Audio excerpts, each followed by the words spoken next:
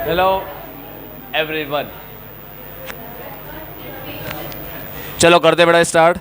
आज अपन लोग पढ़ेंगे इलस्ट्रेशन नंबर 5।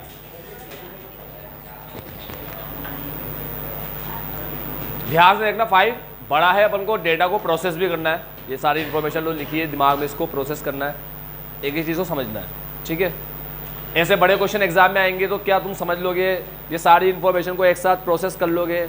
किसको किससे लिंक करना है, जोड़ना है, इन्फॉर्मेशन से जोड़ पाओगे कि इतने बड़े क्वेश्चन को देखकर? आओ देखते। लिखा गया है, a company is engage in the manufacture of specialised sub assemblies required for certain electronic component. बोलता है हम सब असेंबलीज बनाते जो इलेक्ट्रॉनिक कंपोनेंट बनाने में लगती है। मान लो कंप्यूटर के हम लोग पार्ट्स बनाते थोड़े बहुत, ये समझ लो, ठीक है। कंप्यूटर में अलग अलग पार्ट्स जुड़ के कंप्यूटर बनता है, असेंबल होकर बनता है, तो हम उसकी सब असेंबलीज बनाते हैं। समझ गया सब असेंबली क्या होता है? एक कंपोनेंट के parts. The company advises that in the fourth coming month December the sale will be in the ratio. Company ने कहा भाई आने वाले महीने में, दिसंबर के महीने में, महीने की बात चल रही है, सेल होगा 3-4-2 के रेशियो में, ठीक है। उसके बाद बोलता है the following is the schedule of component required for manufacture. The following is the schedule of components required for manufacture. Manufacture के लिए हमें जो कंपोनेंट की जरूरत पड़ेगी, हम क्या बनाते हैं? सब असेंबली। सब असेंबली को बनाने के लिए जो कंपोनेंट की जरूरत पड़ेगी वो कंपोनेंट है ये बेसबोर्ड IC 8, IC 12, IC 26, ठीक है। ये 4 कंपोनेंट मिलकर हम जो प्रोडक्ट बनाते हैं वो प्रोडक्ट है ACB, MCB और DP। ये 3 प्रोडक्ट हम बनाते हैं। ये 3 प्रोडक्ट ये रॉ मटेरियल को यूज करके बनाया जाता है, ठीक है। तो ये 3 प्रोडक्ट की सेलिंग प्राइस दे रखी है और इन प्रोडक्ट को लेके बनाया जाता है। अगर मैं तुमसे ACB का रॉ मटेरियल पूछूं, 1 यूनिट का रॉ मटेरियल पूछूं, तो तुम बता दोगे? ACB के, ये मान लो ये ACB है, इसे 1 यूनिट को बनाने में कितना रॉ मटेरियल लगता है तुम बता दोगे? कैसे आएगा? एक बेसबोर्ड आएगा 60 का 1/60, 8 IC 8 आएगा 20 का 8x20, 4x12, 2x8, ऐसे कर लेगा ना मैं। चलो ठीक है। तो अभी ये वाली लाइन समझ गए। अब आगे वाली लाइन का, यानी अगर अपन ध्यान से देखें, देखो मेरी बात सुनो, चीज़ों को देखा करो और दिमाग में उसकी एक लिस्ट बना लिया करो। तो ये जो पहली टेबल है ये रॉ मटेरियल के ऊपर है और सेलिंग प्राइस के ऊपर।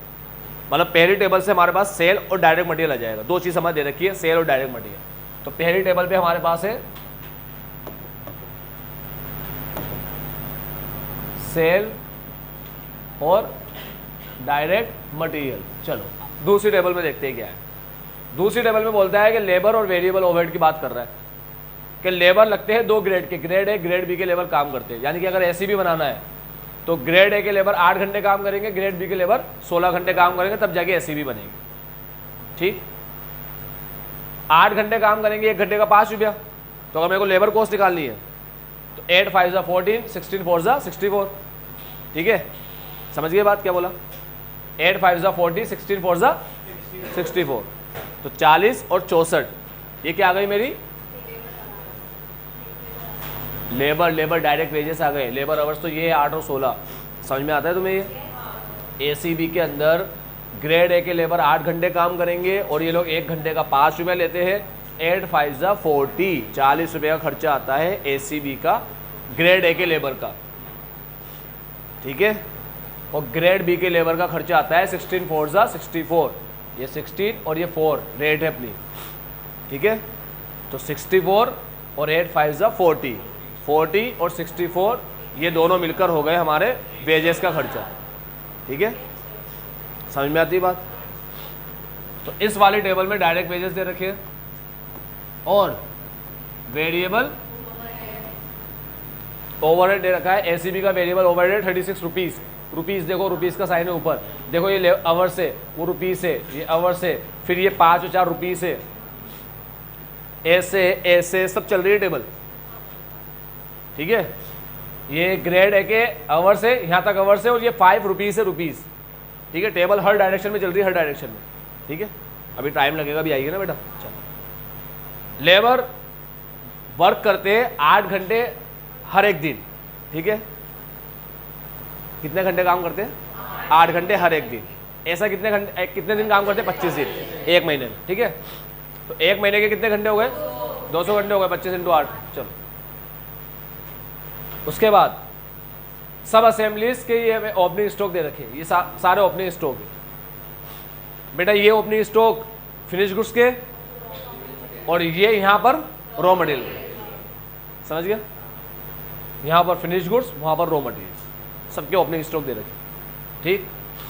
आगे बोलता है फिक्स्ड ओवरहेड है इतना, वेरिएबल ओवरहेड दे रखा है, फिक्स्ड ओवरहेड दे रखा है और प्रॉफिट दे रखा है। हमारा टारगेट प्रॉफिट है, डिजायर्ड प्रॉफिट दे रखा है, ठीक है। और क्या क्या दे रखा है, लिस्ट बना रहा हूँ पूरी, फिर देखेंगे। The company is eager for reduction of closing inventory for a month. Company चाहती है क्लोजिंग इन्वेंट्री कम रहे महीने की, ठीक है। महीने की ओपनिंग इन्वेंट्री तो ऊपर दे रखी थी, बोला क्लोजिंग कम रहे। क्लोजिंग को कितना रखेंगे ये लोग? ओपनिंग से 10% कम रखेंगे। यानी अगर ओपनिंग 1000 है तो क्लोजिंग 900 होगी, सिंपल बात है। यानी ये हमें क्लोजिंग अब देगा ही नहीं, जो क्लोजिंग है ही नहीं इस पूरे क्वेश्चन में, क्वेश्चन खत्म हो गया यहाँ पर। तो हम क्या करेंगे, जितने भी ओपनिंग मिलेंगे सब में से 10% कम कर देंगे, क्लोजिंग बन जाएगा। तो क्लोजिंग नहीं मिलेगा इस क्वेश्चन में, है ना, क्लोजिंग का अमाउंट नहीं मिलेगा, क्योंकि क्लोजिंग में 10% कम कर देना है बस ओपनिंग के अंदर, तो क्लोजिंग आ जाएगा, ठीक। ये लाइन समझ में आई? कंपनी चाह रही है क्लोजिंग स्टॉक कम रहे, रिडक्शन करना चाह रही है क्लोजिंग स्टॉक में, तो कैसे कर रही है? Compensate by 10% of quantity as compare to opening stock. Opening stock से 10% कम रखेंगे, ठीक है। प्रिपेयर द फॉलोइंग बजट, सबसे पहले बोलता है सेल बजट बनाओ, सेल बजट बनाओ। अब सेल बजट बनाने का तरीका होता है कि प्रीवियस ईयर की बजटेड सेल लेते हैं, कोई एडजस्टमेंट हो, ये बोले इस बार सेल इतनी बढ़ेगी उतनी बढ़ा दो, तो करंट ईयर की आ जाएगी, है ना। अब पूरे क्वेश्चन के अंदर प्रीवियस ईयर की बजटेड सेल मिली नहीं, तो हम कैसे बताया दिसंबर में कितनी सेल करेंगे? तो देखते ये इन्फॉर्मेशन से बता सकते हैं क्या अपन दिसंबर में कितनी सेल करेंगे। और पहली बात तो सेल नहीं दे रखी, सेलिंग प्राइस दे रखी, सेलिंग प्राइस, ठीक है। तो क्या ये इन्फॉर्मेशन से पता चल सकता है क्या?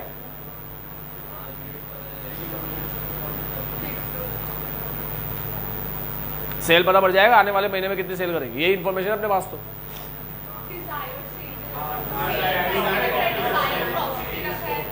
बेटा फिक्स ओवर दे रखा है, डिजायर्ड प्रॉफिट दे रखा है। बजट पढ़ने से पहले मार्जिनल पढ़ लेना तो समझ में आ जाएगा, ठीक है। Fix cost plus desired profit upon CPU is equal to BEP desired sale, BEP ने desired sale. Fix cost divide by CPU, BEP आता है। Fix cost plus desired profit, तो हम डिजायर्ड सेल का फॉर्मूला लगाएंगे, fix cost plus desired profit upon CPU, ठीक है। क्या फिक्स कॉस्ट है? हाँ ये लिखा फिक्स ओवरहेड। क्या डिजायर्ड प्रॉफिट है? हाँ वो रहा, मैंने अमाउंट नहीं लिखे, नाम सबके लिख दिए, नाम सबके लिख दिए, ठीक है। क्या सीपीयू आ जाएगा? कैसे आएगा? सेलिंग प्राइस में से सब लेस कर देंगे, आ जाएगा ना, पक्का। अब देखो बेटा मेरी बात सुनना ध्यान से, हम लेंगे एसीबी, एमसीबी और डीपी, इनकी सेलिंग प्राइस दे देता हूँ यहाँ से 520 selling price minus variable cost, 520, 500, 350, ये मैंने पैक कर दिया और इसका नाम रख दिया ए, ठीक है। अब वेरिएबल कोड, इसका नाम अपन रखेंगे बी। सबसे पहले ले लो डायरेक्ट मटेरियल, डायरेक्ट मटेरियल के अंदर सबसे पहले ले लो बेस बोर्ड। बेस बोर्ड लगता है सब में एक, तो बेस बोर्ड सबका आएगा 60, 60, 60। दूसरा मटेरियल ले लो IC08, IC08, 822, 160, 40, 40, IC 12, 12 4 48, 48, 120। उसने ऐसे दे रखा है, मैं ऐसे ले रहा हूँ, है ना, कोई कंफ्यूजन तो नहीं है ना। 12 4 48, IC 26, 2 6 8, 16, 48, 8 8 64। इसके बाद direct wages, grade A, grade A, grade B, direct material हो गया, डायरेक्ट वेजेस ले लो, सेलिंग प्राइस हो गया, डायरेक्ट वेजेस ले लेता हूँ भाई। ये लिस्ट बना देना, ये इससे आइडिया मिल जाएगा, इसको देखकर पता पड़ जाएगा मैं करूँ क्या भी, ठीक है। वो तो मैं तुम्हारे लिए एक अच्छा काम ये कर दिया कि टारगेट प्रॉफिट वर्ड नहीं लिखा, टारगेट वर्ड नहीं लिखा, डिजायर्ड वर्ड लिखा। डिजायर लिखने से ही क्लिक कर जाता है कि डिजायर सेल लेना है, ठीक है। हो सकता है टारगेट वर्ड लिखता तो पता ही नहीं पड़ता टारगेट सेल लेना है, ठीक है। डिजायर सेल का दूसरा नाम टारगेट सेल भी है, प्रोजेक्टेड सेल भी है, बजटेड सेल भी है, इतने सारे नाम है उसके। Desired sale, target sale, budgeted sale, इतने सारे, प्रोजेक्टेड सेल। तो जाकर वहाँ पर नाम इतने सारे जोड़ देना, ठीक है। चलो, ग्रेड ए के वर्कर 8 घंटा काम करेंगे, 1 घंटे का लेंगे 8 5 और यहाँ पर ले लो ग्रेड बी के वर्कर काम करें 16 घंटे 64, साथ में वेरिएबल ओवरहेड लगेगा 36 रुपया। ये टोटल वेरिएबल कॉस्ट आ जाएगी बी, ये बी आई, इसको नाम मत दो, यहाँ पर मत लिखो बी, चलो यहाँ लिखेंगे बी। 424 आ गया बी, ये आ गया 424 बी, है ना। A minus B, selling price minus variable cost per unit, ये है variable cost per unit, 1 unit की वेरिएबल कॉस्ट, ठीक है। तो टोटल वेरिएबल कॉस्ट आ गई पर यूनिट की बी, ये बी आ गया। ए माइनस बी किया, कॉन्ट्रीब्यूशन पर यूनिट आ गया, इतना समझ में आता है। अब कॉन्ट्रीब्यूशन आ गया, ऊपर सेल मिक्स दे रखा था क्वेश्चन में कि हम इस रेशियो में सेल करेंगे 3 4 2 के रेशियो में। हाँ बच्चों, अब रेशियो तुम्हें पता ही है क्या करना होता है, 3 + 4 + 2 7 + 2 9, 3/9 4/9 2/9, या तो ऐसे लो, ऐसे लो, इससे जो आंसर आएगा उसको भी 3/9 4/9 करना पड़ेगा, या डायरेक्ट 3 4 2 ही ले लो। या बॉक्स बनाने वाला याद है ना, बॉक्स बनाते थे, अगर 3 4 2 लोगे तो फिर जो आंसर आएगा उसको मल्टीप्लाई भी याद रखना, जो पहले इंटू किया आंसर आने के बाद भी वही इंटू होगा। मतलब तुम चाहो तो 3 4 2 ले लो और तुम चाहो तो 3/9 4/9 2/9 ले लो। अब वो बॉक्स वाली बात क्या कह रहा हूँ, हम लोग क्या करते हैं, एक बॉक्स बनाते हैं, उस बॉक्स के अंदर ACB को रखते हैं 3, MCB को रखते हैं 4 एक बॉक्स के अंदर, और DP को रखते हैं 2, ऐसा बॉक्स बनाकर बेचते हैं, समझ गए। तो अब जो बॉक्स बनता है उसमें अगर ये 3 होते, ये 3 होते तो इसका कॉन्ट्रीब्यूशन हुआ 96 × 3 288। अगर बॉक्स में 4 होते 4 तो 1 यूनिट का कॉन्ट्रीब्यूशन 130 है, तो 4 का 520, बॉक्स के अंदर 520 कॉन्ट्रीब्यूशन है किसका, MCB का। DP बॉक्स में 2 होते हैं, बॉक्स में DP 2 होते हैं, तो बॉक्स के अंदर DP का कॉन्ट्रीब्यूशन है 124, तो टोटल बॉक्स का कॉन्ट्रीब्यूशन हो गया 932, समझ गए बॉक्स का कॉन्ट्रीब्यूशन। अब ये फॉर्मूले के अंदर फिक्स कॉस्ट क्या है, 757, 12 लाख अपॉन 932, ये डिवाइड कर देंगे तो हमारे पास आया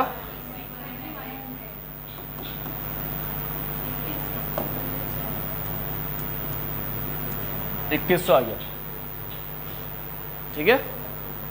2100 बॉक्स आए, बॉक्स, हर एक बॉक्स के अंदर MCB 3 होती है, 2100 × 3, ठीक है, सॉरी ACB, MCB 4 होती है, 2100 × 4, हर एक बॉक्स के अंदर DP 2 होते हैं, 2100 × 2 ये 42, ऐसे निकाल देना अपन, पहले ही बोल दिया जिससे मल्टीप्लाई करेंगे पहले, बाद में भी उसी से ही मल्टीप्लाई करेंगे। तो ये आया अपना अमाउंट, सेलिंग प्राइस ले लेंगे 520, 500 और 350, ठीक है। ये सेलिंग प्राइस ले ली, ऊपर सेल ले लिया, मल्टीप्लाई करेंगे सेल वैल्यू आ गई। कोई डाउट हो तो बोलो, ये डाउट है बस, और बोलो।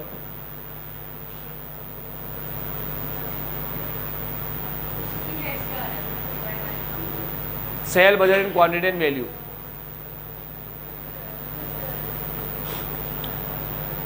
सेल बजट समझ में आ गया तुम्हें, तो अपन आगे बढ़े। जो भी था सेल बजट ही था। सेल बजट निकालने के लिए सबसे पहले सीपीयू निकाला, सीपीयू वीपीयू जो भी काम किया, ये सारा काम वर्किंग नोट का पार्ट है, पहले समझ लो। हमें कोई सीपीयू निकालने का या ये कुछ निकालने का नहीं बोला था, उसने कहा था आने वाले महीने की यानी कि दिसंबर जो आएगा, दिसंबर की हमें सेल बताओ। तो सेल निकालने का तरीका हमने पढ़ा था पिछले महीने की या पिछले साल की। अगर महीना चल रहा है तो पिछले महीने की बजट सेल लो, उसमें एडजस्टमेंट करो और उसके बाद करंट ईयर की सेल आएगी। ठीक है, तो पिछले महीने की अगर मैं को सेल देता सबकी ACB AM और D की, AMD की सेल लेते अपन, उसमें ये बोलता कि एडवर्टीजमेंट वगैरह करने से 10% बढ़ेगी, तो 10% बढ़ा देते। ठीक है, ये कहता 2000 और बढ़ेगी तो 2000 और बढ़ा देते। तो जैसे ये बोलता है वैसे करते हैं एडजस्टमेंट। लेकिन अभी इसने ऐसा कुछ बोला ही नहीं, इसने अपन को मार्जिनल कॉस्टिंग से वो दे दिया लेकर। तो डिज़ायर सेल निकालना पड़ा, तो डिज़ायर सेल निकाला और तीनों में बांट दिया। डिज़ायर सेल निकाला बॉक्स बनाकर, उससे डिज़ायर सेल के बॉक्स आए कितने बॉक्स अपन को बेचने, तो हर बॉक्स में A, M और D कितने हैं उससे मल्टीप्लाई कर दी। तो बेटा तुम सबको ये चीज़ समझ में आई। ये 2100 तो बॉक्स है, बॉक्स हर एक बॉक्स में 3 रखे हुए, 4 रखे हुए, 2 रखे हुए, तो इतने बिकेंगे, इतने बिकेंगे। सेलिंग प्राइस ये रहा 520, 500, 300, ये सेल आ गई। यहाँ तो कोई डाउट नहीं है। अब दूसरा क्वेश्चन क्या, दूसरा क्या बोला है क्वेश्चन में, प्रोडक्शन बजट चाय कम पानी है, बस जो ही मेहनत थी यहाँ हो गई। अब सेल लो, एड, क्लोजिंग, लेस, बस वही करना है। और ओपनिंग दे रखा है क्वेश्चन में, देखो पहले तो ओपनिंग बता दूँ कौन सा लेंगे इसमें सब में से। ये लेना finish goods, production finish goods का होता है, इसके स्टॉक थोड़ी लेने। तो सेल लेंगे, सेल में ये ओपनिंग है, ये माइनस करेंगे और क्लोजिंग आएगा इसका 10% कम। जैसे 800 का 10% कम 720। आओ एक चेक कर लेते हैं 720 है क्या, ये 720 आ गया। Closing, add closing less opening 800 ही आ गया, सेल क्वार्टर खत्म।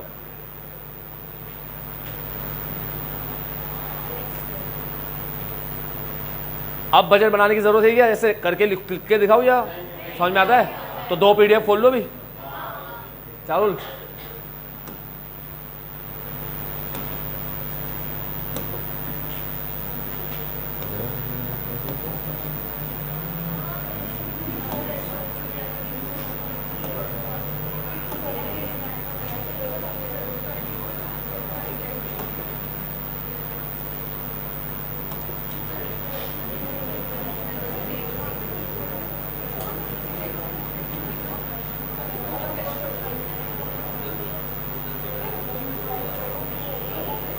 मजा आ रहा है चैप्टर में, अच्छा है चैप्टर,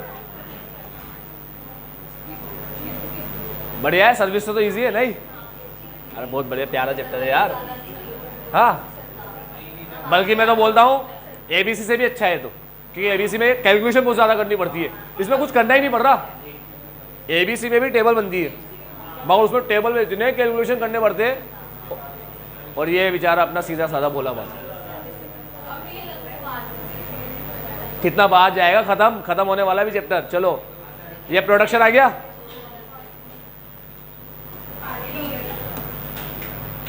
अबे 26 सर ने तुम्हें फोकट चाले लगा दिए,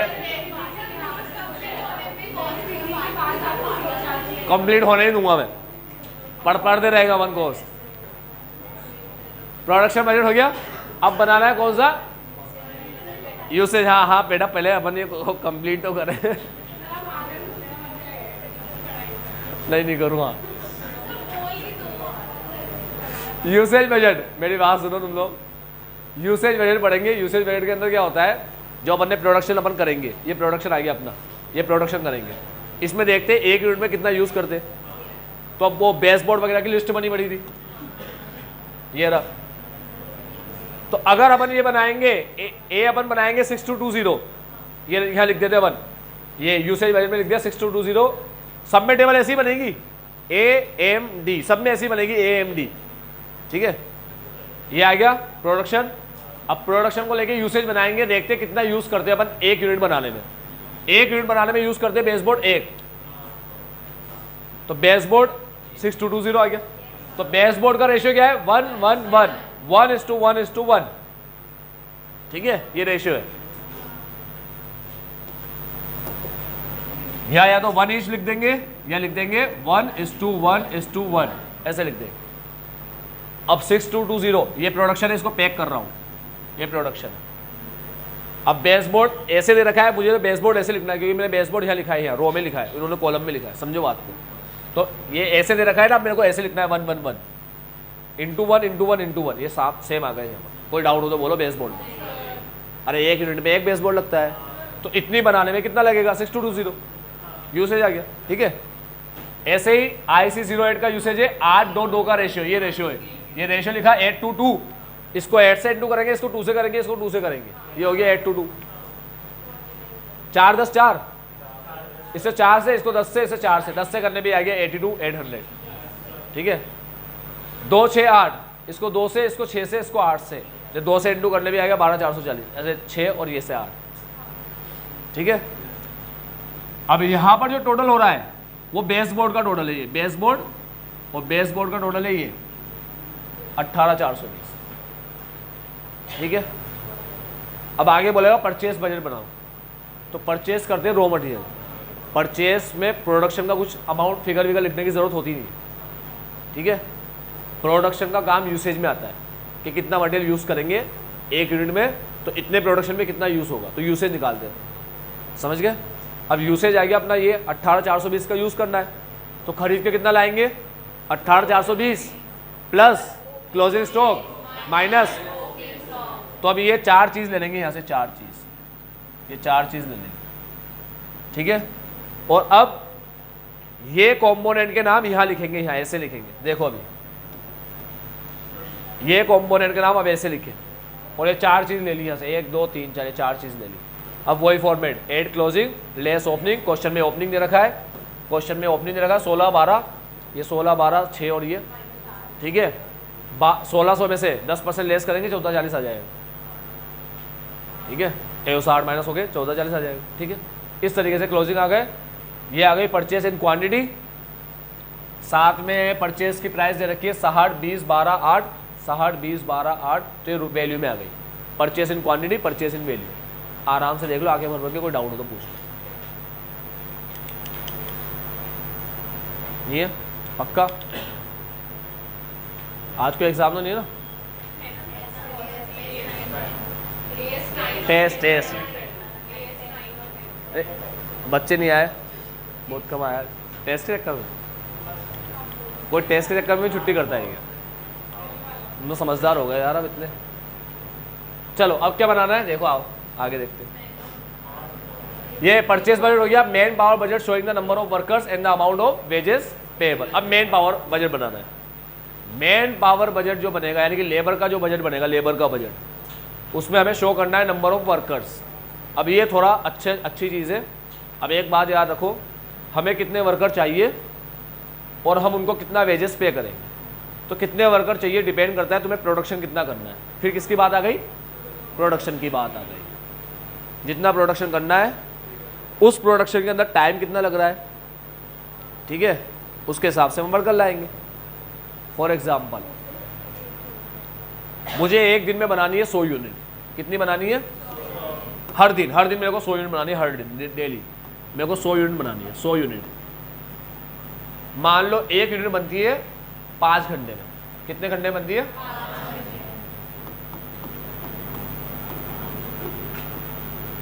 500 घंटे हो गए। 500 घंटे, हाँ। तो मुझे एक दिन में कितना काम करवाना है? 500 घंटे काम करवाना है एक दिन में। 500 घंटे 24 घंटे होते, तो कितने वर्कर लाओ कि 500 घंटे काम हो जाए? अगर एक वर्क, हाँ कितने वर्कर लाओ बताओ जी। एक वर्कर एक दिन में अगर 10 घंटे काम करे, 50 वर्कर लाऊंगा। और 8 घंटे काम करे तो 8 घंटे काम करे यानी कम नहीं बढ़ना चाहिए, ठीक है। तो ये होगा 63 वर्कर। तो समझ में आया वर्कर का पता कैसे पड़ा? पहले तो ये देख लो कितना चाहिए, काम कितना चाहिए, फिर देख लो उसको करने में कितना टाइम लगता है। तो मुझे काम चाहिए ये, मुझे काम चाहिए ये, क्या क्या क्या क्या ये प्रोडक्शन 6 to 2 इतना काम चाहिए मेरे को। 6 8 3 ये काम चाहिए मेरे को। ये लिख दिया 6 8 3, इतना काम मेरे को चाहिए। मेरे एग्जाम्पल में मेरे को डेली 100 यूनिट चाहिए। अब 1 यूनिट 5 घंटे बनती है मेरे एग्जाम्पल में, यहाँ पर 1 यूनिट बनती है, ये रहा, ये ग्रेड ए के वर्कर लेते हैं 8 6 4 घंटे, तो लिख दो 8 6 4, 8 6 4, तो ग्रेड ए के वर्कर से इतना काम करवाना, इतने घंटे काम करवाना। हाँ, अब ग्रेड ए के वर्कर से इतने घंटे काम करवाना, टोटल आवर्स आए ये, ठीक है। ऐसे ही ग्रेड बी के वर्कर से कराना है 16 12 8, यहाँ लिख दो 16 12 8, 6000 से इंटू करो 16 को तो ये आएगा, जैसे 6000 को 8 से किया तो ये आया, 6000 को 16 से करेंगे तो ये आएगा। 1 यूनिट वर्कर 16 घंटे में बनाता है, तो 6000 यूनिट बनाएगा, 6000 इंटू 16 99,000 घंटे, 99,000 घंटे। समझ में आती है बात। बी के वर्करों से इतना काम कराना है 230 240, ठीक है। ए के वर्करों से कराना है 1,15,120। अब हमारा वर्कर कितना काम करता है, हमारा वर्कर महीने में 8 इंटू 25 200 घंटे काम करता है। तो अगर एक वर्कर 200 घंटे काम करा, कितने वर्कर चाहिए, ये divide by 200 is equal to, क्या एग्जैक्ट आया 575.6 आया, राउंड ऑफ करके 576 राउंड ऑफ में लिखेंगे, है ना। वर्कर है ना, आधा तो आ ही सकता कि एक आधा 2 में, और ये आएगा 1152, ठीक है। समझ गए, वर्कर आ गया। अब वर्कर के वेजेस देख लो कितने हैं। ग्रेड ए को देता है, मिलते हैं बन और ₹5 1 घंटे के, ठीक है। और वर्कर काम करेगा एक दिन में 8 घंटे, महीने भर में 200 घंटे। तो अगर तुम्हें एक वर्कर का महीने भर का चाहिए, महीने भर का, एक वर्कर का महीने भर का चाहिए, तो 5 इंटू 200 कर दो, 1000, तो 1000 महीने भर का पेमेंट है।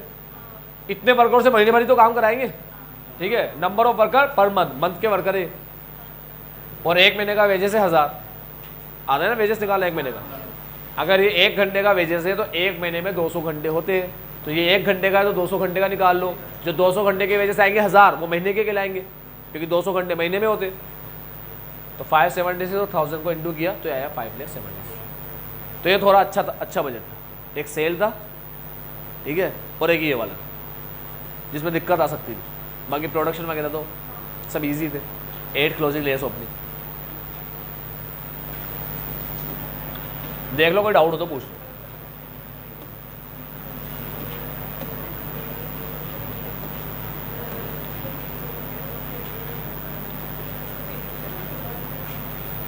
बड़े आगे अब आया, हाँ हाँ, अलग अलग लेंगे। ग्रेड ए ग्रेड बी का अलग अलग लेंगे, क्योंकि पेमेंट अलग अलग कर रहे हैं ना, 1000 और 800। अगर मैं एक ले लेता, मतलब मैं इनको ऐड कर देता, तो 200 से डिवाइड करता, 200 का भी ऐड नहीं होते, याद रखना, है ना। तो 200 से डिवाइड करने पे इन दोनों का एडिशन आ जाता, टोटल आ जाता, टोटल।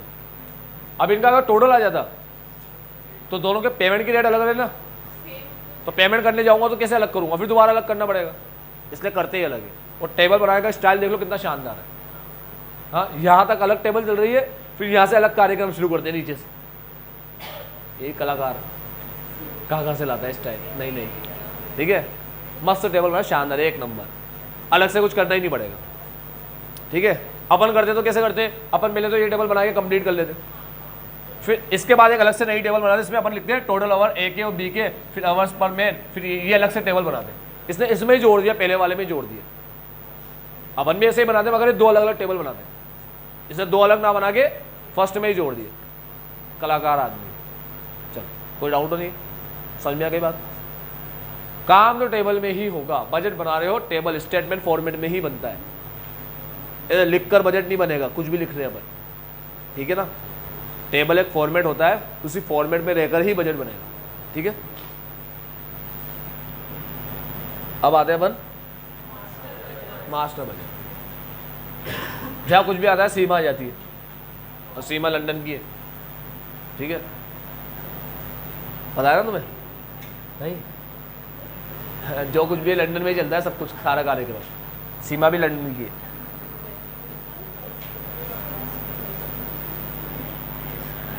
मास्टर बजट क्या होता है बता दूं। मास्टर बजट होता है समरी बजट।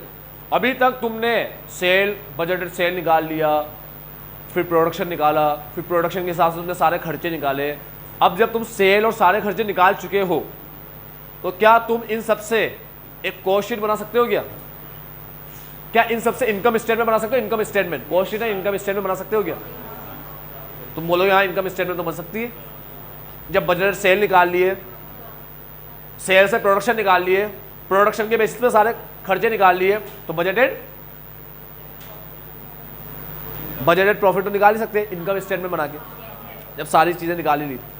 ठीक है, तो अपन क्या करेंगे, अपन ने प्रोडक्शन के हिसाब से सारे खर्चे निकाले। ठीक, तो अब अपन बनाएंगे इनकम स्टेटमेंट। सिर्फ बनाने का फॉर्मेट इतना सा है सिंपल कि सेल में से लेस करते हैं COGS तो ग्रॉस प्रॉफिट आता है। मैं तुम्हें ग्रॉस प्रॉफिट और नेट प्रॉफिट पहले समझा चुका हूँ। COGS माइनस करो तो GP आता है और सेड माइनस करो तो NP आता है, यानी टोटल कॉस्ट माइनस करने पे सीधा NP आ जाता है। ठीक है, तो फॉर्मेट वाइज चलेंगे, यानी कि पहले सेल लेंगे फिर लेस करेंगे COGS। अब COGS कैसे लेस करेंगे? कॉस्ट शीट बनाकर, डायरेक्ट मटेरियल, डायरेक्ट वेजेस, ये वो, prime cost, factory overhead, factory cost, WIP opening closing आ गया तो ठीक है, नहीं आया तो वही फैक्ट्री कॉस्ट हो गई, नहीं तो ग्रॉस फैक्ट्री कॉस्ट कहलाती। फैक्ट्री कॉस्ट के बाद OPQRS, OPQRS के बाद COP आएगा, COP में एड, ओपनिंग, लेस, क्लोजिंग करेंगे, COGS आएगा। ठीक है, बस COGS में रुक जा रहा है। अब OPQRS वगैरह तो आएंगे नहीं यहाँ पर। कॉस्ट शीट थोड़ी पढ़ाएगा तुम्हें पूरी, पहले ही बोल दिया, कॉस्ट शीट पढ़ाने के टाइम में बोला था कि कॉस्ट शीट में ही पूरी कॉस्ट शीट आती है। बाकी चैप्टर में दूसरी भी तो पढ़ाया कुछ चीज़ें, बाहर में बैठा कॉस्ट शीट थोड़ी पढ़ा रहा है। कॉस्ट शीट जहाँ देखा वही कॉस्ट शीट आ गई। तो कॉस्ट शीट अब हर जगह कंप्रेस फॉर्मेट में आती है। ठीक है, 3D फोर्स के फॉर्मेट में आती है। चलो, हम सबसे पहले लेस करेंगे COGS को, GP आएगा, उसके बाद हम लेस करेंगे सेड को। ये सेड लेस कर दिया, ये profit before interest and tax आएगा। अभी पूरा फॉर्मेट FM में पढ़ चुके हो तुम लोग। फिर इंटरेस्ट लेस करते हैं, ये आता है, फिर टैक्स लेस करते हैं, फिर नेट प्रॉफिट आता है। ठीक है, एक बचकाना क्वेश्चन दे रखा है, चाय कप पानी, सब सेल और सारे खर्चे दे रखे, बस माइनस करते रहना, खत्म। मतलब लगेगा नहीं बजट है, तुम्हें लगेगा इनकम स्टेटमेंट बना रहे हैं, नॉर्मल जो भी पढ़ के आया ना पिछले चैप्टर में वो बना रहे हैं, जैसे मार्जिनल वगैरह में पढ़ के आया, ऐसा कुछ ऐसा बना रहे हैं। मार्जिनल में तो खैर वेरिएबल लेस करते हैं, या तो COGS लेस करेंगे। ठीक है, तो कैसे करेंगे? ये सेल आ गई दोनों की, टफ एंड ग्लास और बेंड टफ एंड ग्लास। ठीक है, उसके बाद डायरेक्ट मटेरियल कॉस्ट ले लो, डायरेक्ट वेजेस ले लो, फैक्ट्री ओवरहेड ले लो, सब लेते चले जाओ सीधा सीधा। कहाँ तक लो? सुंदरी तक लो। ठीक है, उसके बाद यहाँ तक ले लिया तो GP आ जाएगा, फिर ये ले लो सेड, खत्म। सारे कॉस्ट दे भी रखिए बच्चों की तरह, कुछ छुपाया नहीं हमसे। किसका बजट है ये? ईयर का बजट है, नेक्स्ट ईयर का। तो महीने की चीज़ हो तो 12 से इंटू कर दो, बस बचकाना है। ये ले ली 6 लाख 2 लाख की सेल ले ली, डायरेक्ट मटेरियल दे रखा है, क्या सेल का 60%, डायरेक्ट मटेरियल आ गया, बड़े आ गए। ठीक है, वेजेस दे रखा है 20 वर्कर 150 पर मंथ, 20 इंटू 150 महीने का आएगा, इंटू 12 वो आ गया 36,000 तुम्हारा। ठीक है, चलो 36,000 आ गया। ये प्राइम कॉस्ट। अलग अलग मत बनाना, अलग अलग मत बना देना। एक कॉलम बना दिया टफ एंड ग्लास का, एक बना दिया बेंड ग्लास का, नहीं, दोनों का एक साथ ही लेंगे 6 लाख, क्योंकि बाइफरकेट कैसे करेंगे? चलो मटेरियल तो बाइफरकेट करके आ गया। अभी वेजेस का 20 इंटू 150 इंटू 12, यहाँ भी लिखेंगे यहाँ भी लिखेंगे, दो बार। यही है बस वेजेस, यही वर्कर है, खत्म। ठीक है, तो एक ही कॉलम बनेगा, एक सिंगल कॉलम, समझ गए? कॉलम दो मत बनाना बच्चा, 2 कॉलम बना देता है इसके अंदर। एक कॉलम बनाता है इसका टफ एंड ग्लास का और एक बेंड टफ एंड ग्लास का बना देता है। ठीक है, चलो अब इनडायरेक्ट लेवल में आएगा वर्क मैनेजर 500 पर मंथ और फोरमैन का आएगा 400 पर मंथ। इंटू 12 करके लिख दो, टाइम पास कर रहा है। इंटू 12 बचकाना है सब। ये 2.5% सेल का, ऊपर सेल दे रखी है 6 और 4, 6 और 2 8 का 2.5% कर दो, कितना आएगा? 8 का 2.5% का है, ये रहा 20,000 दे रखा है वेरिएबल। ठीक है, उसके बाद डेप्रिसिएशन दे रखा है 12,600, लाइट पावर दे रखा है 3,000, छाप लो डायरेक्ट 12,600 3,000। ठीक है, light and power assume fixed, ये भी अलग नवाब है, इसको तो कम से कम वेरिएबल अज्यूम कर। हाँ, मशीन किससे चला रहा है तू? है ही नहीं पावर यहाँ पर, बताओ। तुम तो वेरिएबल में लेना, और वैसे भी फिक्स वेरिएबल करना होता भी नहीं है, पागल है तो। ठीक है, कोई फिक्स वेरिएबल का टेंशन मत रखो, धमाधम उड़ा देना, भाड़ में जाए फिक्स और वेरिएबल। ठीक है, मार्क्स कटेंगे नहीं, फॉर्मेट में सिखाया नहीं है, फॉर्मेट देखा ऊपर, देखा ये क्या है फॉर्मेट में, COGS माइनस करके जीबी में पहुंचना है बस। कहाँ फिक्स वेरिएबल अलग करके पहुंचना है, हम तो कॉस्ट शीट के तरीके से पहुंचेंगे, ठीक है। जीबी में तो पहुंचना है, इससे कहा है क्या फॉर्मेट ऐसे बनाओ। और अगर इसको अलग अलग कराना था फिक्स वेरिएबल तो इज्जत से बनाना पूरा फॉर्मेट, क्यों लिख दिया COGS क्यों लिख दिया, हमें तो नहीं पता COGS कैसे आएगा, ठीक है। तो टेंशन मतलब बेटा ये फिक्स वेरिएबल की टेंशन कुछ है भी नहीं, और ये रहा आदमी लाइट एंड पावर को अज्यूम कर लिया है फिक्स, ठीक है। तुम तो लिखना वेरिएबल में, अज्यूम भी नहीं करना। असल में क्या है, लाइट के चक्कर में अज्यूम कर लेता है, पागल है। चलो हाँ, कहाँ तक पहुंचे, सारे खर्चे ले लो, सब ले लिए, संडे वंडे सब, ये repair maintenance Sunday expense store वगैरह, ये आ गया अपना वर्क कॉस्ट। अब एक बात सुन लो बेटा, ये वर्क कॉस्ट आया, अब OPQRS है ही नहीं, है ना, तो यही COP है। अब ओपनिंग क्लोजिंग है ही नहीं, तो यही वर्क कॉस्ट है COGS है। तो जब ये लेस होगा तो GB आ जाएगा ना सीधा। अरे सेल माइनस वर्क कॉस्ट कभी GB नहीं होता, ठीक है। तो तुम कंफ्यूज मत हो जाना भाई, ये नया फॉर्मूला निकाल लिया इसने, यही COP है और यही तुम ही हो माता पिता, तुम ही हो बंधु सखा, तो सब तुम ही हो भाई। चला जाओ, हटाओ इसको। तो एक तरीके से अगर देखा जाए तो वर्क कॉस्ट नहीं COGS ही माइनस किया है, बस एडमिनिस्ट्रेशन माइनस कर, नेट प्रॉफिट, खत्म क्वेश्चन, आगे बढ़े। जीरो बेस बजटिंग, हाँ, जिसका कोई बेस ही नहीं है।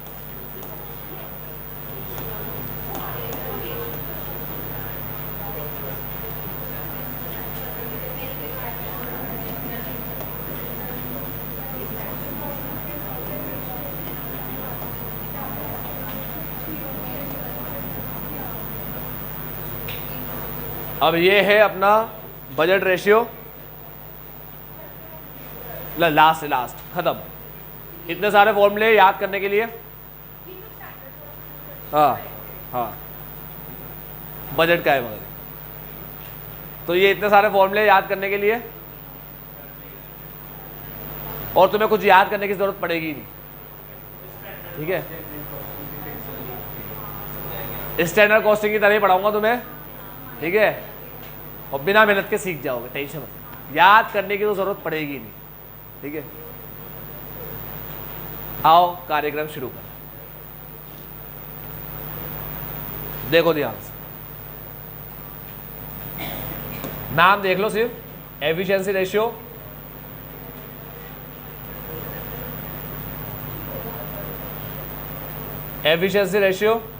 कैपेसिटी रेशियो, ठीक है, और activity ratio, calendar ratio, efficiency, capacity, activity, standard costing पढ़ के आई हो, ठीक है। एफिशिएंसी और कैपेसिटी मिलके वॉल्यूम बनता है, और जब डेज भी आए तो कैलेंडर भी आ जाता है। एफिशिएंसी पहले कैलेंडर, ठीक है, कैलेंडर और एफिशिएंसी, और फिर कैलेंडर, कैपेसिटी, एफिशिएंसी, ऐसा होता है। कैलेंडर, कैपेसिटी, एफिशिएंसी, ये सब मिलकर बनता है वॉल्यूम, ठीक है। यहाँ पर वो सब मिलके रेशियो के अंदर सब मिलके बनता है एक्टिविटी, ठीक है। कोई टेंशन लेने की जरूरत नहीं है। तुम्हें दो वर्ड सिखा रखे थे मैंने, शाह और ओसो, ठीक है। शाह एफिशिएंसी का शाह होता है SHAH, शाह, SHAH, शाह, ठीक है। ये शाह और ओसो एफिशिएंसी के होते हैं, ठीक है। इसकी भी कोई टेंशन नहीं है, यही भूल जाओ, जो भूलना है सब भूल जाओ, सब, कोई मतलब ही नहीं बन, ठीक। अब आओ कैसे पढ़ते हैं इसको भाई। स्टैंडर्ड वर्किंग आवर्स है हमारे पास 8 घंटे पर डे और 5 डेज पर वीक, एक वीक में 5 दिन, ठीक है। और हमारे पास 8 घंटे, 8 5 40, 40 घंटे हो गए, ठीक है। अब ये 40 घंटे तो एक वीक के हुए, 4 वीक के कितने हुए, 160 घंटे हुए, 160 घंटे हो गए एक महीने के, ठीक है। हमारे पास काम करने के लिए एम्प्लॉय 50 रख सकते हैं अपन, ये मैक्सिमम कैपेसिटी है, मगर हम काम करा रहे हैं 40 से, तो मैक्सिमम कैपेसिटी के हिसाब से लेबर आवर हुआ 50 से इंटू करके आया 8000 में। किसी को डाउट हो तो बोलो बेटा, 8 घंटे काम होता है एक दिन में, तो 5 दिन में कितना होगा, 8 इंटू 5, 5 दिन एक वीक में होते हैं, तो 4 वीक में कितने दिन हुए, इंटू कर दो, ठीक है, कितने घंटे हुए? 8 × 5 × 4, 160 घंटे एक महीने के आए। ये बात समझ में आई? ठीक है, अब ये याद रखो, एक महीने के अंदर 160 घंटे, 50 से काम कराओगे तो 160 × 50 8000 आ जाएगा। 40 से काम कराओगे तो 160 × 40 6400 आ जाएगा। 8000 6400 कैसे आए पहले तो ये बता दो, समझ में आई? ठीक है, अब नाम बता देता हूँ। हाँ हाँ, वो पागल है, वो तो खुद ही दे देता है वापस। 8000 को बोलेंगे मैक्सिमम कैपेसिटी। ठीक है भाई, अपन इसलिए निकालना सीख रहे हैं क्योंकि अगर मान लो ये देगा नहीं अपन को तो अपन कैसे निकालेंगे? ठीक है, तो अपन को निकालना भी आना चाहिए। इन्फॉर्मेशन मिसिंग हो ना यहाँ पर, ये इन्फॉर्मेशन, तो अपन कैसे निकालेंगे और निकाल के नाम क्या देंगे उसका? अब 8000 निकाल तो लिया, इसका नाम है maximum capacity in a budgeted period. आने वाले महीने को बजट पीरियड बोलेंगे। बजट पीरियड के अंदर मैक्सिमम कैपेसिटी हमारे पास इतनी है, लेकिन हम बजट बनाएंगे ना बजट, तो हम 6400 का बजट बनाएंगे। तो 6400 बजटेड आवर्स है, ये नाम याद रखना तुम। ठीक है, अब मैं तुम्हें ये लिख करके सॉल्व कराता हूँ। ठीक, तो ध्यान से सीख।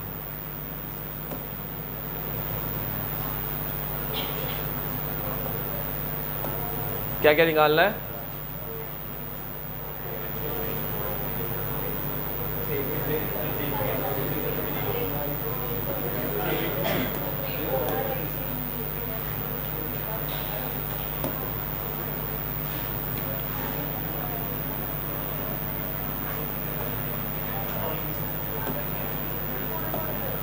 चलो,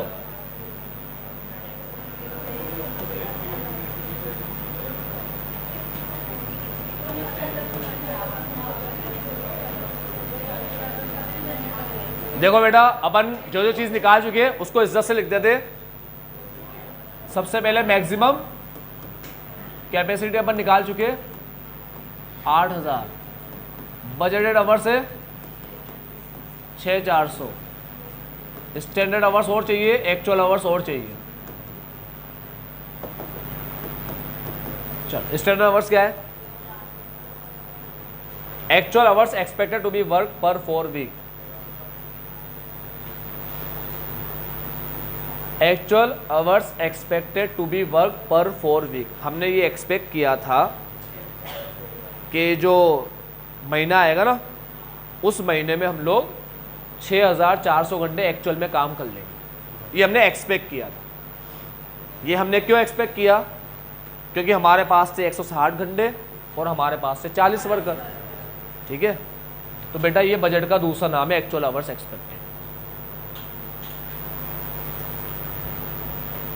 जो तुम एक्सपेक्ट करते हो उसका ही तो बजट बनाते हो। कॉमन सेंस की बात है। अगर तुम्हें लगता है कि कल के दिन में तुम इतने से इतने घंटे पढ़ लोगे, कल के दिन में तुम 10 घंटे पढ़ाई कर लोगे घर पे, या 4 घंटे पढ़ाई कर लोगे, या 6 घंटे पढ़ाई कर लोगे, तुम्हें ऐसा लगता है, तो तुम्हें जो लगता है कि तुम 6 घंटे पढ़ाई कर लोगे एक्चुअल में, कल तुम एक्चुअल में तुम एक्सपेक्ट कर रहे हो कि कल एक्चुअल में तुम 6 घंटे पढ़ लोगे, तो बजट कितने घंटे का बनाओगे?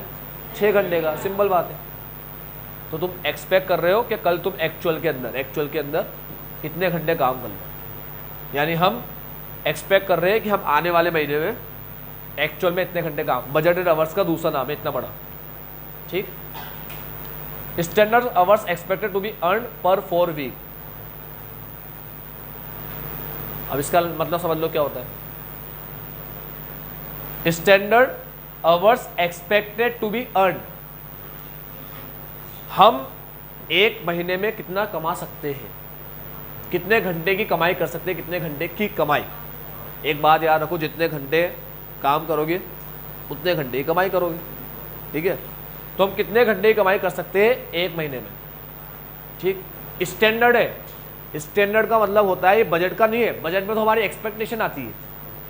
जब हम बजट बनाते हैं तो बजट बनाने से पहले हम एक्सपेक्ट करते हैं हम इतना घंटा काम, तो बजट बनता है। स्टैंडर्ड का मतलब कितना है, अवेलेबल कितना है अपने पास। तो अपने पास एक महीने का जो अवेलेबल है वो है 8000, तो ये मैक्सिमम का दूसरा नाम है। तो मैक्सिमम को बोलते हैं standard hours expected to be earn. ठीक है, एक महीने का हम एक महीने में कितनी कमाई कर सकते हैं, स्टैंडर्ड बताओ, एक्सपेक्टेड नहीं पूछ रहे, तुम कितना एक्सपेक्ट कर रहे हो, स्टैंडर्ड बताओ कितनी कमाई कर सकते हो। तो हम मैक्सिमम 8,000 कमा सकते हैं, ठीक है, स्टैंडर्ड। ठीक, चलो अब ये actual hours work in 4 week, हमने एक्चुअल आवर कितना काम किया, तो ये एक्चुअल आवर्स दे रखा है तुम्हें 6,000। Standard hours earn in a 4 week, अब इन 4 वीक में तुमने जो कमाई करी, मतलब एक मेरी बात सुनो, 10 घंटे में 10 चैप्टर पढ़े जा सकते हैं, ठीक है, तो हर 1 घंटे से फायदा कितना मिल रहा है, 1 चैप्टर का, ये मतलब हुआ ना, 10 घंटे में 10 चैप्टर पढ़े जा सकते हैं, तो हर 1 घंटे से जो फायदा मिल रहा है वो 1 चैप्टर का मिल रहा है। अब कोई 10 घंटे में 8 चैप्टर पढ़े, तो उसने 10 घंटे से कितने घंटे कमाए, कितने घंटे का फायदा कमाया, 8 घंटे का।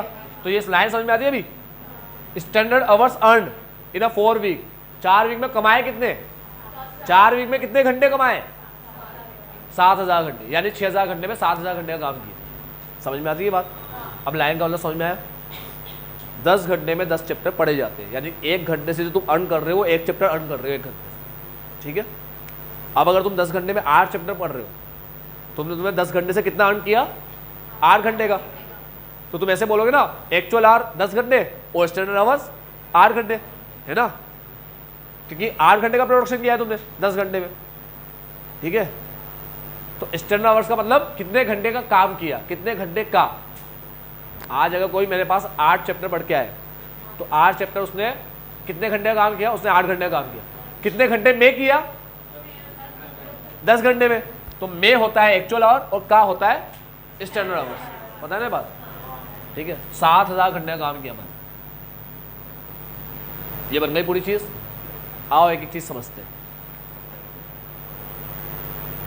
सबसे पहले बात करते हैं एफिशिएंसी, कैपेसिटी। पहले एफिशिएंसी की बात कर ले, एफिशिएंसी रेशियो बहुत बढ़िया चल रहा है ये। उसके बाद बात करेंगे, अरे यार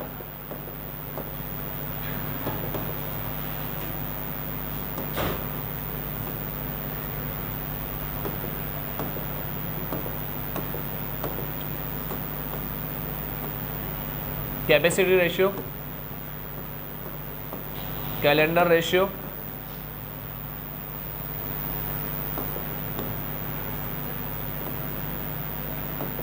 capacity ratio point number 6। First के बाद 6 की बात करेंगे, 6 के बाद 3 की बात करेंगे, 3 के बाद 2 की बात करेंगे, एक्टिविटी रेशियो। चलो कार्यक्रम शुरू करें, 1 6 3 2 ऐसे पढ़ेंगे रेशियोज।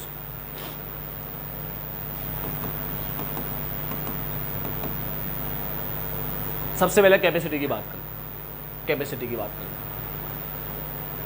हमें कहा गया था कि 6,400 घंटे काम करना, बजट बनाया था 6,400 और हमने काम किया 6,000 घंटे, ठीक है। कम किया, ज़्यादा किया। हमें कहा गया था बजट, तुमने कहा सर मेरा बजट बना दो कल की पढ़ाई का, टाइम टेबल बनाओ। टाइम टेबल क्या होता है, बजट होता है। तो मैं तुम्हारा टाइम टेबल बनाया, मैंने कहा सुबह उठते ही पढ़, फिर कोचिंग आ, कोचिंग से घर पे जाते ही पढ़, ठीक है। खाना वाना खाने के बाद फिर पढ़ाई कर, उसके बाद फिर थोड़ा रेस्ट ले, बीच में कुछ खा पी ले, शाम को फिर पढ़ाई कर, फिर रात को खाना खा, फिर पढ़ाई कर, फिर पढ़ता पढ़ता पढ़ता पढ़ता फिर रात को सो जा, फिर सुबह उठते ही फिर पढ़ाई कर। अब जो अपन ने टाइमिंग रखा पढ़ाई करने का, वो मान लो रखा 8 घंटे और तुम पढ़ाई कर पाए 6 घंटे। मैंने कहा यार अपन ने टाइम 8 घंटे रखा, तू 6 घंटे ही क्यों पढ़ा। तो तूने कहा सर मेरी इतनी कैपेसिटी नहीं है, मैं इतना नहीं पढ़ सकता, मेरी कैपेसिटी नहीं है इतनी। तो कैपेसिटी की बात आती है बजट और एक्चुअल से, समझ में आया। मैंने कहा 6,400 घंटे काम कर, तुमने 6,000 ही किए। मैंने कहा यार 400 घंटे कम काम किया, तो तुमने कहा हमारी इतनी कैपेसिटी नहीं है, ठीक है। अब इतना देख लो कैपेसिटी में क्या आएगा, बस कैसे आएगा का टेंशन नहीं है, इतना पता होना चाहिए कैपेसिटी में क्या आएगा। क्या आएगा, बजट और एक्चुअल आएगा। क्योंकि कहा था 6,400 घंटे काम करो, किया सिर्फ 6,000 घंटे काम। कम क्यों किया, क्योंकि हमारी कैपेसिटी नहीं है। समझ में आई बात। तो बेटा इसका क्या मतलब हुआ कि अब हमें जो रेशियो चाहिए वो अच्छा चाहिए खराब चाहिए? भैया अच्छा चाहिए खराब चाहिए? अच्छा काम किया क्या हमने? तो फिर अच्छा चाहिए, काम करो खराब, रेशो चाहिए अच्छा, खराब चाहिए, ठीक है। तो खराब मतलब अगर मान लो जितने घंटे बोला उतने घंटे ही किया होता तो कैपेसिटी कितने % होती है ना, ये समझ में आता है? तो मुझे 100 से बड़ा आंसर चाहिए छोटा? छोटा तो ऊपर छोटा अमाउंट लिखूँ या बड़ा अमाउंट लिखूँ? हाँ वेरी गुड, ऊपर छोटा अमाउंट लिख दो, नीचे बड़ा अमाउंट लिख दो, इंटू 100 कर दो। खराब आंसर चाहिए, 100 से कम चाहिए, ठीक है। क्या आया? अरे गलत लिख दिया मैंने, 6400 नीचे कर देते, मैंने गलत लिख दिया यहाँ पर, अपन कैपेसिटी पढ़ रहे हैं। चलो हाँ कितना आया? कैपेसिटी 93.75 आ गया। कोई डाउट हो तो बोलो। नहीं पक्का? फॉर्मूला याद ही नहीं था, अच्छे बुरे से बस देख लिया, अच्छा चाहिए खराब चाहिए, खराब चाहिए तो ये छोटा रखा न्यूमरेटर, ये बड़ा रखा डिनोमिनेटर। अच्छा चाहिए होता तो ये ऊपर रखता, ये नीचे रखता। अच्छा अच्छे बुरे से चल रहे, फॉर्मूला कुछ पता ही नहीं है। अब देख लो फॉर्मूला बना क्या, फॉर्मूला बना एच ऊपर और बी एच नीचे, एच बी एच बना, एच बी एच बना, फॉर्मूला पता ही नहीं, ठीक है। अब एफिशिएंसी का मतलब होता है कि अगर तुम 8 घंटे पढ़े 10 में से, मान लो 10 घंटे नहीं पढ़े, 8 घंटे ही पढ़े, तो 8 घंटे में कितने घंटा पढ़ना चाहिए था? 8 घंटे की पढ़ाई करनी चाहिए थी। अब ये देखते हैं इन्होंने क्या किया, इन्होंने 6000 घंटे में 7000 घंटे का काम किया। अच्छा किया, अच्छा आंसर चाहिए तो 6 और 7 में से ऊपर क्या रखूं? वेरी गुड बच्चों, नीचे इंटू 100,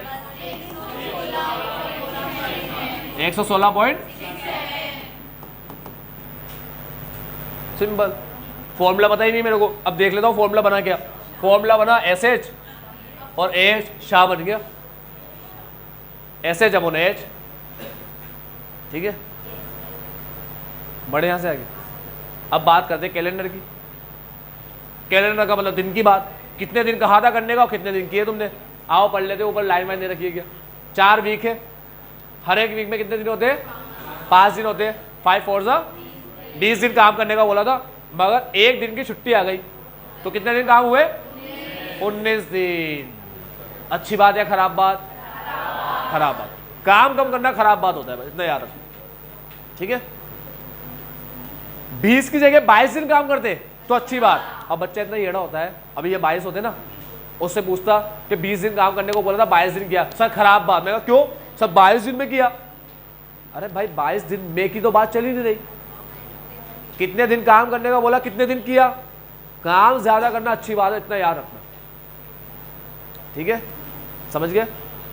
ज्यादा टाइम में काम करना अच्छी बात नहीं है, काम ज्यादा करना अच्छी बात, ज्यादा करना बोल रहा हूं, ठीक है। तो अब 19 और 20 दो लेने मेरे को, अब मुझे पता नहीं 19 ऊपर रखूं या 20 ऊपर रखूं, तो खराब बात है ना। 19 ऊपर 20 नीचे, ये आ गया अवेलेबल वर्किंग डेज और बजटेड वर्किंग डेज। पता पड़ गया, अवेलेबल ऊपर आता है, बजटेड नीचे, ठीक। अब बात करते हैं एक्टिविटी। एक्टिविटी का मतलब ये मालिक आया राउंड में, ठीक, महीने के आखिरी में, और मालिक ने बोला बताओ क्या चल रहा है और एक्टिविटी कैसे चल रही है तुम्हारी। तो कहने वाला कहेगा कि हमारी एक्टिविटी चल रही है, हमने कहा था कि 6400 घंटे काम करो, इतने घंटे का काम का बोला था, इन्होंने 7000 का काम दे दिया, ठीक है। तो अपन लेंगे अब 6400 और 7000, ये एक्टिविटी है। हमने कहा था 6400 घंटे काम करो और इन्होंने 7000 का काम करके दे दिया। मालिक को ऐसा तो नहीं बताएंगे इन्होंने ये काम 6000 घंटे में किया है और ऐसा किया है। अपन तो ओवरऑल रिपोर्ट देंगे बस, 6400 बोला था, 7 का काम करके दिया, ठीक है। ये बात एक्टिविटी की आ जाती है, ठीक है। इनकी एक्टिविटी क्या रही, क्या बोला और क्या किया या क्या हुआ, ठीक है। यानी यहां ऊपर 6000 आ रहा है या नीचे 6000 आ रहा है, तो ये efficiency into efficiency ratio into capacity ratio, efficiency ratio 7/6 into 6/6 400। समझ गया अभी? ये दोनों मिलके एक्टिविटी बनता है, ठीक। स्टैंडर्ड कॉस्टिंग में ये दोनों मिलके कैपेसिटी बनता था। यार मेरी बात सुनो, तुम्हारी एक्टिविटी क्या है? तुम्हारी एक्टिविटी तुम्हारी एफिशिएंसी और किस पे डिपेंड करती है? कैपेसिटी पे। तुम लोगों की एक्टिविटी घर पे जो तुम लोग एक्टिविटी करते हो पढ़ाई से रिलेटेड, तो पढ़ाई से रिलेटेड जो तुम्हारी एक्टिविटी है वो किस पे डिपेंड करती है? तुम्हारी कैपेसिटी और एफिशिएंसी। तो दोनों मिलके ही तो एक्टिविटी बनेगा, ठीक है। कितना आया भाई?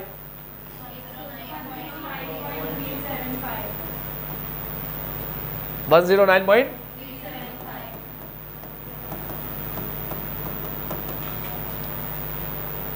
अब एक काम करो, ये 116.67 लिखो। लिख दिया? इसका इतना परसेंट कर दो, 93.75% कर दो, इंटू 93.75%। आ गया? ये दोनों रेशियो मिलके ये बनता है, तो ये दोनों रेशियो मल्टीप्लाई करके। सर ऐसा क्यों किया? ये अमाउंट पूरा लिखवाया, इसकी परसेंटेज में लिखवाया। दोनों को मल्टीप्लाई करते हुए बहुत आगे पहुंच जाओगे, पहली बात। इसलिए एक अमाउंट लेते हैं और एक को परसेंटेज में लेते हैं। उसका भी रीज़न है, वो मैंने बता दिया था, बार बार बता के टाइम वेस्ट नहीं करना मैंने, ठीक है। ना समझ में आया ना कभी, तो एक काम करना, इसको डेसिमल में लिख दिया करना, 1.16 1.16 आएगा, 0.116 मत कर देना। 0.11 11 होता है, 11 नहीं 116 है भाई। हाँ तो कुछ घर बैठो इसके साथ। ये डेसिमल में लिया, ये डेसिमल में लेंगे तो 0.93, ठीक है। डेसिमल डेसिमल मल्टीप्लाई कर दो, तुम्हारे पास आ जाएगा 1.09। तो अगर दिक्कत आ जाए तो डेसिमल डेसिमल इंटू कर दो, खत्म हो गई बात, ठीक है।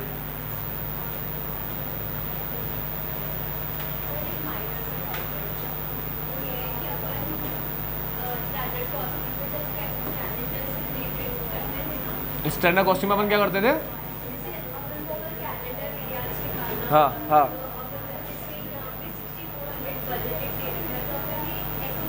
हाँ हाँ हाँ ऐसे भी किया है वहाँ पर। हाँ हाँ हाँ हाँ हाँ क्या आ रहा है? 90।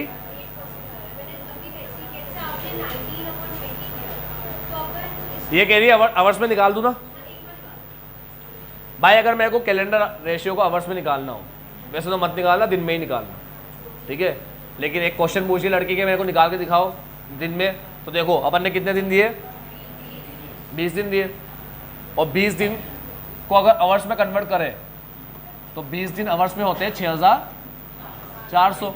ये रहा 20 दिन देने का मतलब 6400 घंटे दिए, मतलब 20 दिन दिए, है ना।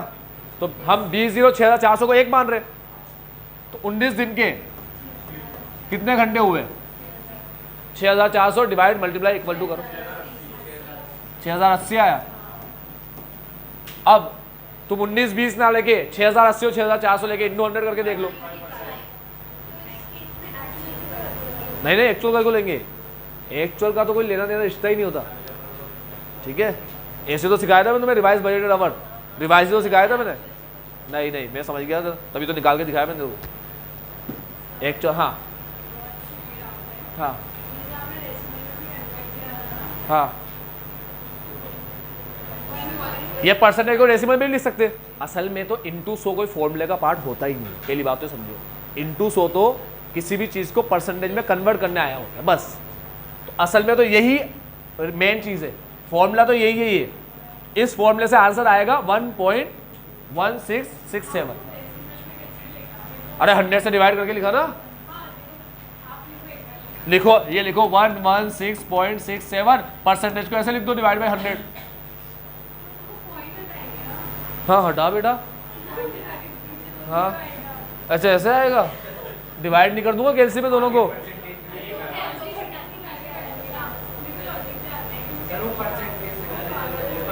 अबे भाई इन दोनों को डिवाइड करके आया ना 1.1667। इन दोनों को डिवाइड ही कर दूंगा ना, डिवाइड करना भी आता है तुम्हें, कैलसी की जरूरत ही नहीं है।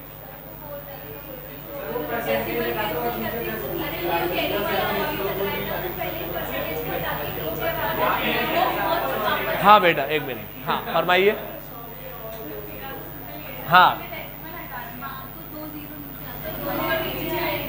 हाँ बेटा ये 2 0 नीचे आ गया। एक मिनट ये लो, ये पहले तो ये लिखा मैंने, अब परसेंटेज की जगह तो 100 लगा दिया है ना। अब ये 2 0 हटा के फिर 2 0, अब क्या करूं? अब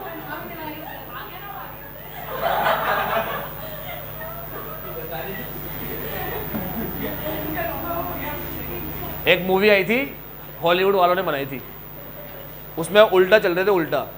उसमें एक बच्चा पैदा होता है बूढ़े की शक्ल में, ठीक है, बूढ़े आदमी की शक्ल में, ठीक है, बूढ़ा होता है पैदा ही बूढ़ा होता है। धीरे धीरे धीरे धीरे करता करता ज़्यादा जवान होता जाता है, फिर धीरे धीरे बच्चा होता जाता है, स्कूल जाने वाला बच्चा, फिर छोटा होता है, ऐसा करके जरा सा बच्चा हो जाता है और खत्म, बच्चा बन के मरता है। मुझे पता नहीं है, मैंने देखी थी बस एक। हम रिवर्स में चल रहे हैं बेटा, ये बोलना चाह रहा हूँ। इसके नीचे 2 0 लगाओ। हाँ अब आ गया 1 पॉइंट। अच्छा नहीं लगाते 2 0 तो नहीं आता। क्या कर रहे हो ना तुम लोग, ऐसे ही मार डालो मेरे को। ये इतना समझ में आ रहा है, तो इतना समझ में आ रहा है। 1 6 3 2 समझ में आ गए। हाँ ये पढ़ाया इसलिए था ऐसा क्योंकि इसका सीक्वेंस है, इसलिए 1 6 3 2 पढ़ाया। अब क्या बचा? 1 6 के बाद अब ले लो बाकियों को। 1 हो गया, 2 हो गया, 3 हो गया, अब 4 5 बचे, बस 4 5 बचे।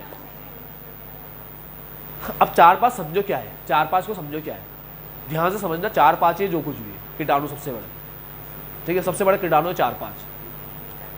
4 में लिखा है स्टैंडर्ड कैपेसिटी यूसेज रेशियो। भाई 4 बोल रहा है कि कैपेसिटी यूसेज कितना है, ठीक है, कैपेसिटी का यूसेज कितना है कैपेसिटी का यूसेज। अब कैपेसिटी हम कितना यूज़ कर रहे हैं, तो बेटा समझो कैपेसिटी हमारे पास है 8000, तो हम बताएंगे 8 में से हम कितना यूज़ कर रहे हैं, ठीक है। तो एक तो बताना है कि 8 में से हम 8 कैपेसिटी यूसेज, कितनी कैपेसिटी हम यूज़ कर रहे हैं, ठीक है, किस में से? 8 में से। 8 में से तो यूज़ करोगे, तुम्हारे पास तो है 8 है पूरा टोटल मैक्सिमम, तो मैक्सिमम में से तुम कितना यूज़ कर रहे हो, तो कैपेसिटी कितना यूज़ कर रहे हो एक्चुअल में, कैपेसिटी कितना यूज़ करना चाहते थे, ठीक है, तो चाहते कितना थे और कर कितना रहे हो। मैं बोलूंगा कि मैं 8000 में से इतना करना चाहता था, इतना, क्योंकि बजट इतना का बनाया ना, तो मैं को बोलूंगा मैं 8000 में से 6400 करना चाहता था। 6400 डिवाइड बाई 8 इंटू 100, 80%। ये आ गया 80%, ठीक है। मैं कर कितना रहा हूं, मैं 8000 में से कर रहा हूं 6000, तो 6/8 इंटू 100, 75%। सिंपल। नाम पढ़ो, नाम स्टैंडर्ड कैपेसिटी यूसेज रेशियो। तो इसको ऐसे पढ़ो, ऐसे पढ़ो, कैपेसिटी यूसेज, कितना कैपेसिटी हम यूज कर रहे हैं, कैपेसिटी यूसेज क्या है हमारा कैपेसिटी यूसेज क्या है, ठीक है, मतलब हमारी कैपेसिटी क्या है, हम कितना काम कर सकते हैं। तो हम कर तो 8000 घंटे सकते हैं, मगर हम कितना यूज कर रहे हैं उसमें से, 8000 में से कितनी कैपेसिटी को यूज कर रहे हैं, कितनी कैपेसिटी को यूज करने की सोच रहे थे, स्टैंडर्ड है। तो हम 8000 में से इतनी यूज करने की सोच रहे थे, इतनी, और ये बोलता है कितनी कैपेसिटी यूज करने किया अपन ने एक्चुअल में हमने कितनी कैपेसिटी को यूज किया।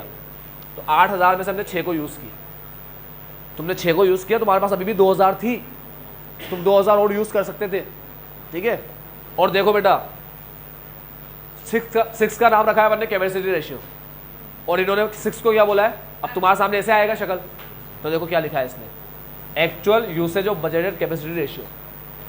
बजटेड कैपेसिटी का तुमने एक्चुअल में कितना यूज किया, बजटेड का 6400 का एक्चुअल में कितना यूज किया, 6400 में से 6 का यूज किया, तो 6/6400, ठीक है। तो रियल में कैपेसिटी रेशियो ये रियल का, ये कैपेसिटी रेशियो नहीं है, ये तो उसके यूसेज के रेशियो है, समझे। कैपेसिटी रेशियो तो ये रियल वाला कैपेसिटी रेशियो, इसका शॉर्ट में नाम क्या है इसका, 6 पॉइंट का कैपेसिटी रेशियो। और यार अपना एफिशिएंसी और कैपेसिटी मिलकर एक्टिविटी बनता है, एक्टिविटी, एक्चुअल नहीं। खत्म। समझ में आ गए सारे फॉर्मूले। आज के लिए इतने, बाबा take care, have a nice day. आपका दिन